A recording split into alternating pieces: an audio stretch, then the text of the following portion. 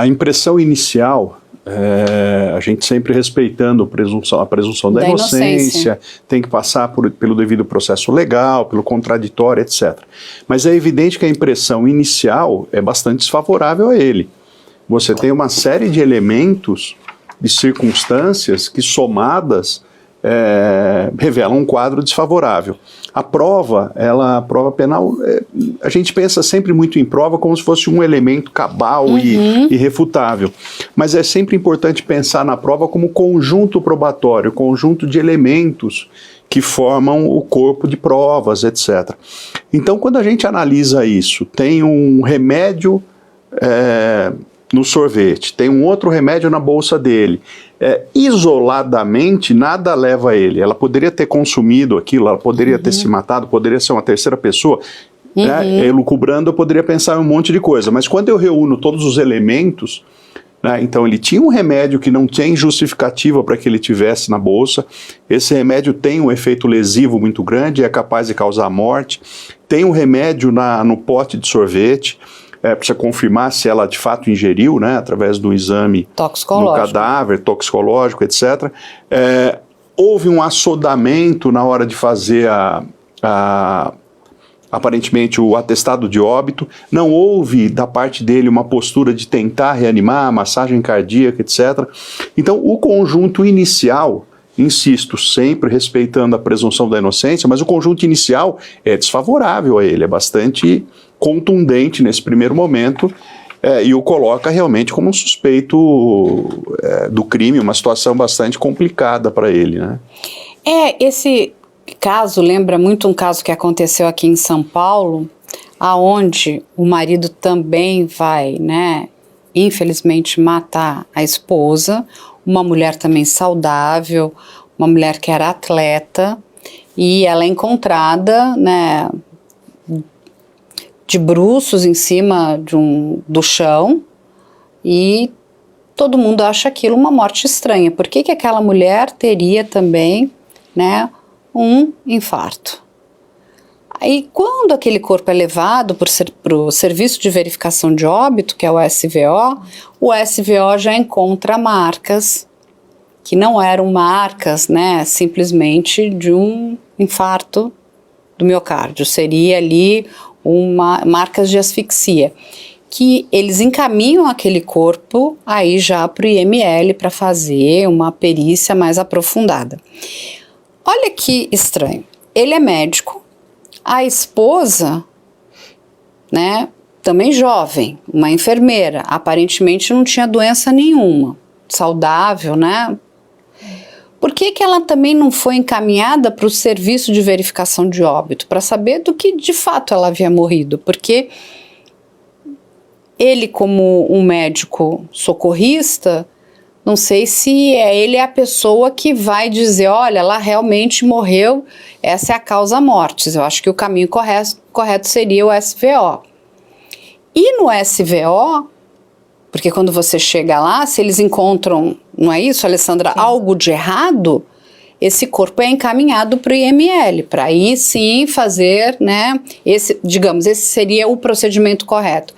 Temos uma pessoa saudável, não sabemos do que de fato ela morreu, precisamos fazer, a verificação do óbito dela.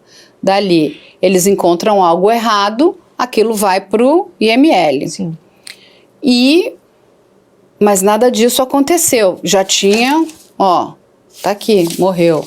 É muito estranho ele não querer nem saber do que a esposa morreu.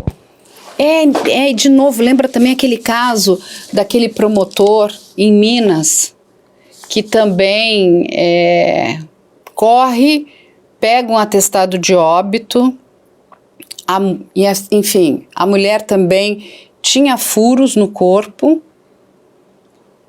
também uma causa mortis completamente que não tinha ligação com de fato ela tinha morrido, e porque o pai, quando sabe, porque ela já estava indo inclusive para cremação, o pai consegue, através da autoridade policial, parar aquilo tudo que estava numa outra cidade, volta, e quando é feita a verificação, descobrem que inclusive o hospital também está respondendo criminalmente, os médicos, por fraude. Então, assim, que tudo foi feito da forma errada. Aqui, esse assodamento, eu acho que, de novo, né, vamos concordar aqui com o Dr. Nabuco que a gente precisa parar e pensar, ele tem direito à presunção da inocência. Mas ele também se compromete muito, porque uma pessoa que não deve nada, não fez nada de errado, deveria, no mínimo, né, chamar, falar, olha, levar, ele é médico. Esse não é o caminho, Alessandra? Sim. E numa morte em que a pessoa falece naturalmente em casa, né, como você bem falou, sem acompanhamento médico, sem estar em algum tratamento, ou um médico que já presuma que ela causa morte, por exemplo, um câncer, problema cardíaco sério, problemas respiratórios sérios, essa pessoa ela é encaminhada para o SVO. Né? E me parece muito estranho que esse médico colega dele tenha assinado um atestado de óbito por infarto do miocárdio sem saber o que aconteceu. Isso gera uma responsabilidade, inclusive perante o CRM. Não é? Então, eu não duvidaria que esse documento tenha sido fraudado de alguma forma, em algum momento. Não é? Tá muito estranha essa história.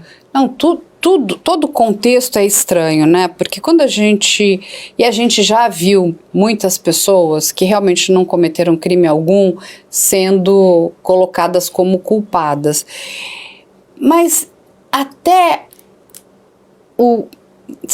até o gestual, né, a questão corporal das pessoas, ela é completamente diferente, né, da indignação, de eu não fiz nada, a pessoa tentar, ela querer de fato colaborar, não, eu estou aqui para colaborar, para a gente tentar descobrir o que de fato aconteceu, né, com essa pessoa.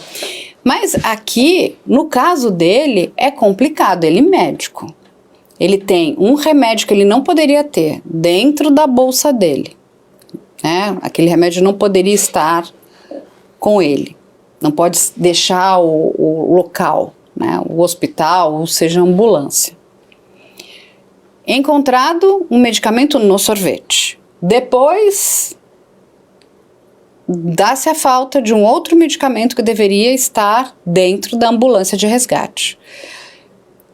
Ele diz que ela estava no sofá, mas é encontrada no quarto. Então ele também não consegue, né, contar a história de forma correta. É difícil, né? Ali ele tá muito complicado. Porque, assim, de novo, ele não confessa, ele diz que ele não cometeu esse crime. A família dela, os familiares, contam que já havia ali, né, um caso dela ter sido dopada para um aborto. Então tem muitas histórias estranhas que envolvem, né, esse homem e essa mulher. Assim, nitidamente, quando a gente olha a idade que ela tem, uma pessoa saudável, sem nenhum problema de saúde, não existe, não é? Tá difícil da gente... O comportamento dele não corrobora com a história. Eu já atendi inúmeros casos de morte em residência, homicídios e mortes naturais. Também, muitas vezes acontece. O delegado fica em dúvida, não tem acompanhamento médico, faz o BO de morte suspeita, chama a perícia. O comportamento da família, né, normalmente a família está desesperada. Quando são pessoas idosas, que já têm algum problema, mas que não estão em acompanhamento, a família já se desespera. Uma mulher de 41 anos com um bebezinho de 2 anos de idade e esse marido não se desespera, a preocupação dele é conseguir um atestado de óbito? E aí, tem alguma coisa estranha. Mas qual